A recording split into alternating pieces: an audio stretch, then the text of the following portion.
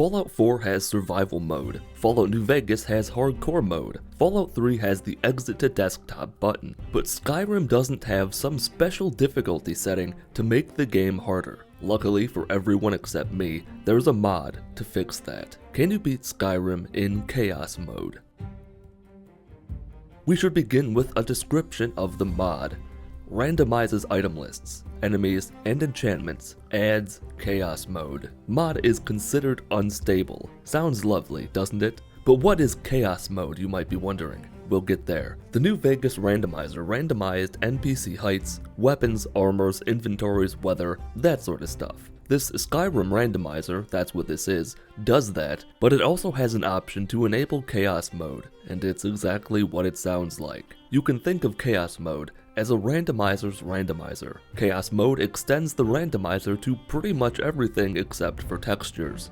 Buckets can be 50 feet tall. The Greybeards could be a family of chickens. Malborn was a giant transparent troll. Anything is possible, and that's why it takes time to activate. While we let the mod activate, I can explain two things. One, this mod kinda requires the alternative start mod to work. In theory, it could work without it, but moving on to thing 2, we have this lovely message on the mod page itself. Do you enjoy playing a functional game? Does it bother you that loot isn't more randomized?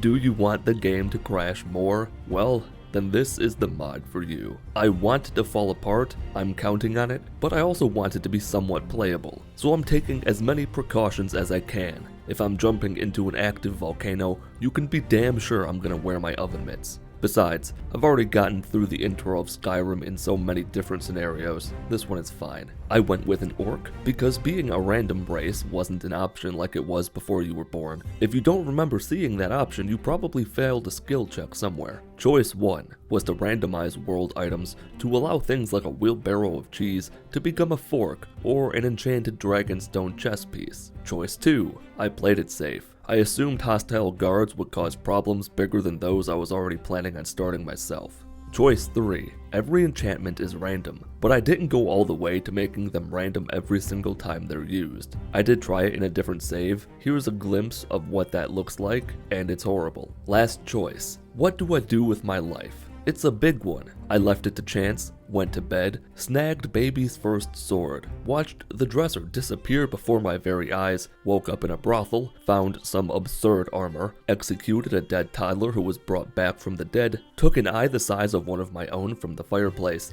and left to see what this vile wasteland has to offer. Now's a good time to point out how this mod differs from the New Vegas randomizer. Think for a moment about all the weapons and armors in New Vegas and its DLCs. There's a lot of variety as we saw in last week's video, but now remember that this is Skyrim. There are probably hundreds of thousands of different enchanted armor and weapon combinations you could come across, not to mention all the keys, all the books, potions, everything else. It's quite the mod. If you don't think it's anything too extreme yet, give it time. And if you're wondering why I didn't go all the way with the true chaos for every single option, I'll give you a taste of that either at the end of this video or in a separate one. Once I left Goodsprings, I had no real plans. I meandered for a bit, taking in the world and all it had to offer. Considered seeing if becoming a vampire would give me some other animal's form. The big T in the sky blocked the doorway's path with a boulder. What a shame. Oh, did you think this mod didn't affect doors? Of course it does. Another thing that's worth mentioning now so you're aware of it, is that when I said earlier that enchantments are random, I didn't mean that it's a static randomization. This mod's got style, it's got flair, it makes enchantments go from 0% bonuses and worthless to overpowered and unfair. Not even 25 minutes in, and I had myself an enchanted dragon bone shield. After leaving a Minecraft I stumbled across, the game decided it was time to read an Elder Scroll. Whiterun wasn't too weird at first. The hammer bitch shrunk right before my very eyes. I sold a few things. It got real stuttery inside the shop with all the armor spawning. The door was off its axis, a plate was misbehaving in its chair, a kettle was dancing on the table like the whore it is.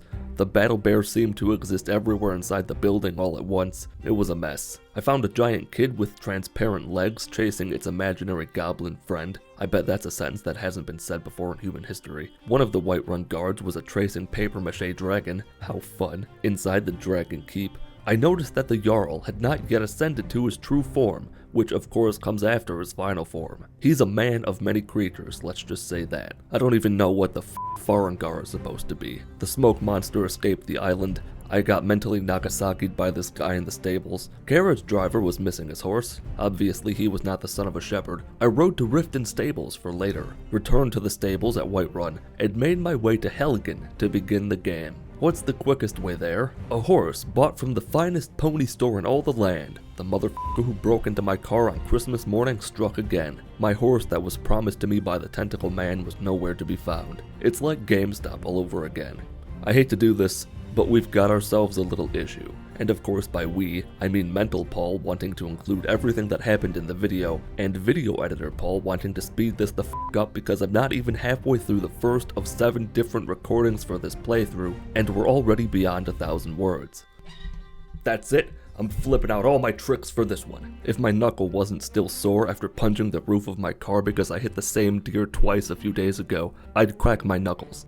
Got into a fight with an igloo monster and a draugr outside of what I can only assume was Riverwood, judging by the river and the wood. I obtained the combat stone blessing, arrived at an already destroyed Helgen as a local man was seen fleeing the scene in a flying machine. Spoke to Hardvark, caught this guy walking backwards. For some f***ing reason, items fell from the heavens like the spatter of blood on a child's face after you backhand their mother for refusing to hit you like a man. That was quite the sentence. Irilith had somehow managed to become even more hideous. I found the severed head of my 4th grade teacher and put it in the fire where it belonged, and informed the Jarl of the dragon attack. That worthless, slimy cunt gave me his trash as a reward. I cast a voodoo curse on him, entered Bleak Falls Barrow. The skeever bones being purple and resembling a human skeleton was just, and I hate to so casually throw this word around, but it was just bizarre. I'm not gonna bore you with all the neato mosquito weapons and armors I found. Prepare your spine for a thrashing, then whip out the old imagination noodle to in your head pretend what they might be. Arvel was so small he was practically a fetus, but that didn't stop me from killing him. The draugr were randomized among any random hostile NPC you may stumble across. I took both left eyes off this dead guy. I can't imagine what it would be like to have 2 left eyes. I ripped the life from the draugr overlord with my blade before he even got out of bed.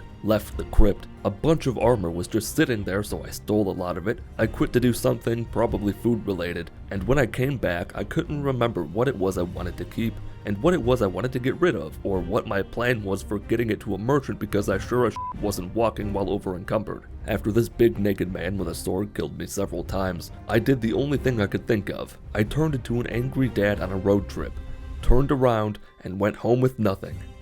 You hear that, champ? Not only are we not going to Disney World, now I've gotta buy more f***ing plane tickets for an early flight back. All this wasted money means you're not getting a birthday present either. That went on far longer than it needed to.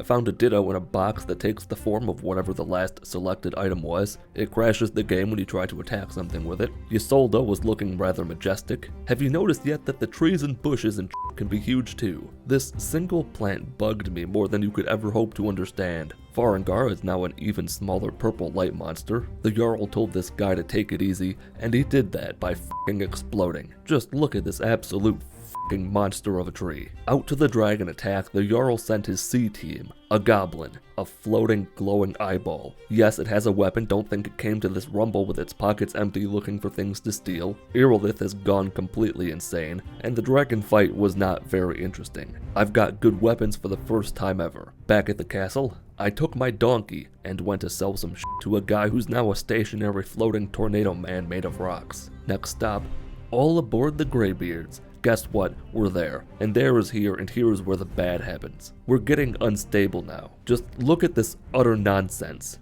Master Einarth's neck was missing. It doesn't get any crazier than that. As you probably could have guessed, one of the old men being really old is a problem, and the only solution is to cheat. Of course you can't beat Skyrim in Chaos Mode without cheating. It's the entire point of Chaos Mode. I pulled down the curtain, redressed myself to be in my Jurgen Windcaller quest attire, let the show resume, got into Oostengrav and attempted archery for the first time with my Thanos bow. It sucked boiling acid. No point to it. Vlad Masters and his brothers always proved to be a giant pain in my fanny. Deeper inside, got weird. I killed a giant skeleton, right? Nothing weird about that. But then his body just kinda danced in place real slowly. I thought speeding up time would fix it. That was a massive fucking mistake. But changing time back was an even bigger mistake than that. This is gonna haunt me until I die, but even then, he'll still be dancing.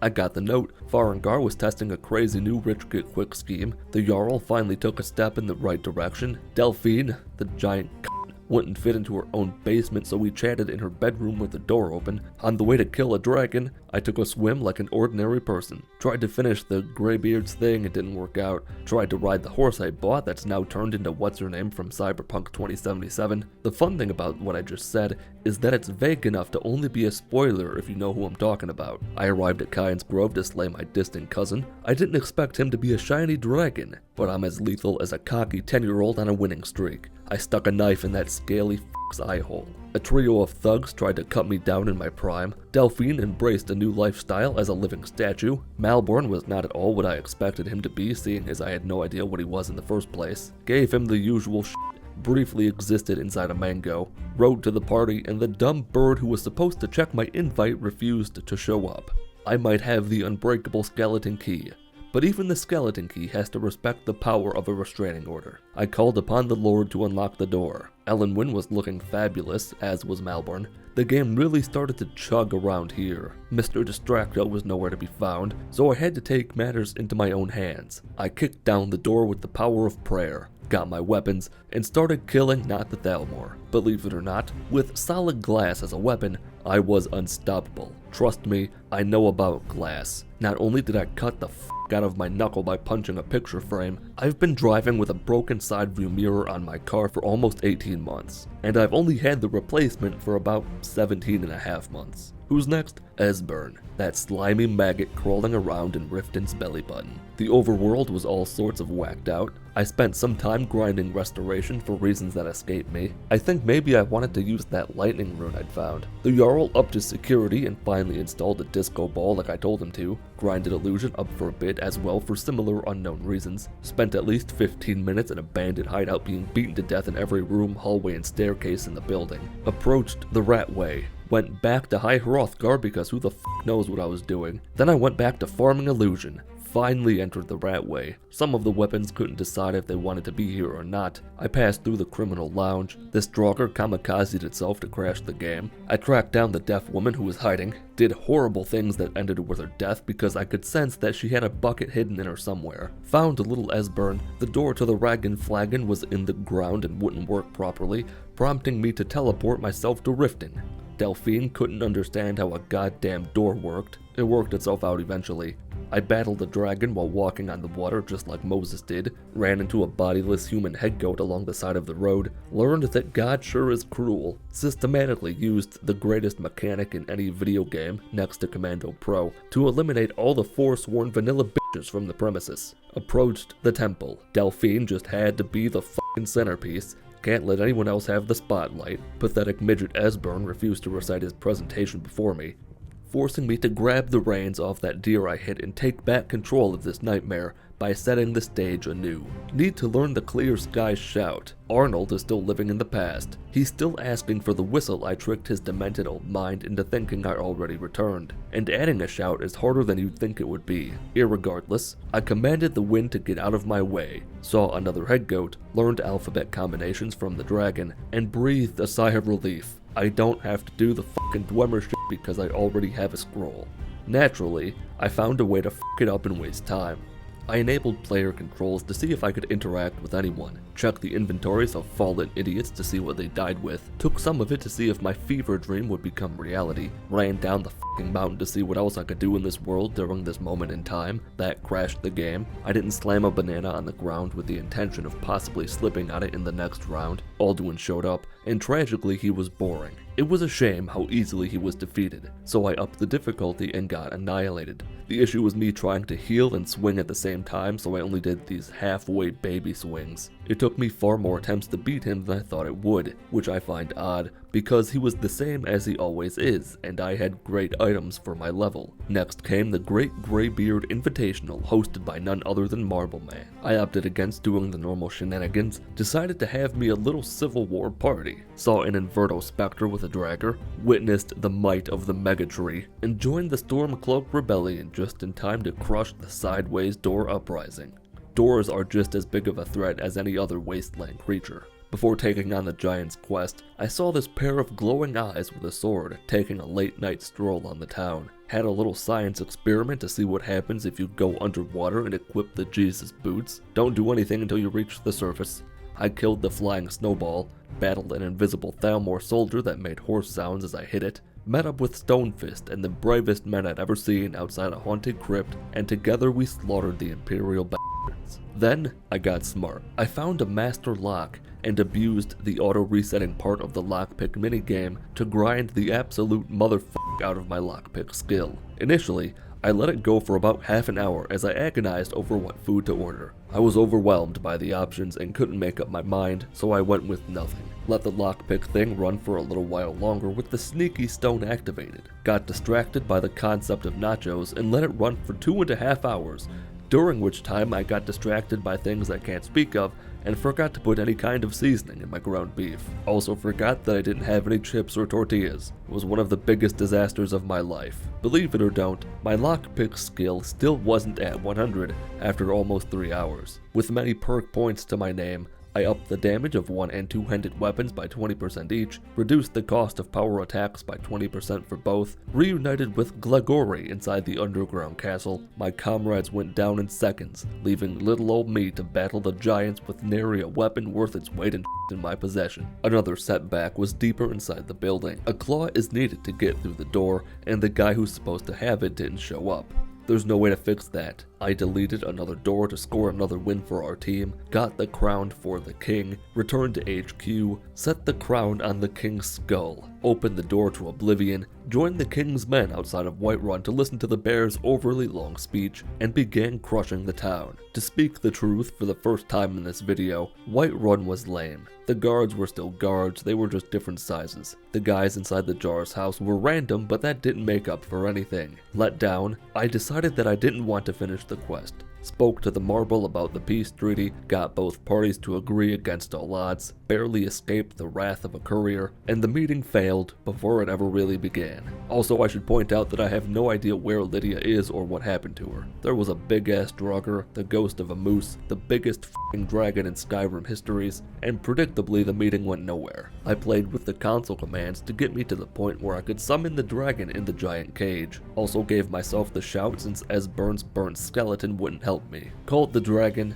waited a while for him to show up, and when he wouldn't, like a good mother, I went to search for him. The problem is that these guys are used to being underground, not in the sky. They get confused and don't do what they're supposed to. I gave him all the time in the world to get his f***ing act together. I let my vocal cords loose on his ass, and he resisted, which isn't supposed to happen. Defeated once again, I cheesed myself inside Skuldafn, and I did a mistake again. I forgot to mention that to do the council quest instead of the Civil War, I reloaded a save, so I'm level 14 again instead of 24. With multiple backup saves, I stormed outside, half expecting to see half a dozen dragons circling the sky like giant deformed vultures. But all I found was Nokrin and a Venn diagram of a wood elf and a Draugr. It was winter when I arrived in Sovngarde. Alduin seemed especially cocky. I'm gonna jump to the end because it doesn't really randomize at all. I spoke to the guys, we all screamed. Alduin was larger than usual, he confettied himself, and I did not beat Skyrim in chaos mode. If you enjoyed the video or learned anything, leave a like. Leave a dislike if you didn't enjoy the video or didn't learn anything. Thanks to the champion tier supporters as well as other channel members for making videos like this one possible. Join the Mitten Squad Discord by going to mitten.land. Follow me on Twitter @MittenSquad. My name is Paul of Mitten Squad. Have a wonderful day.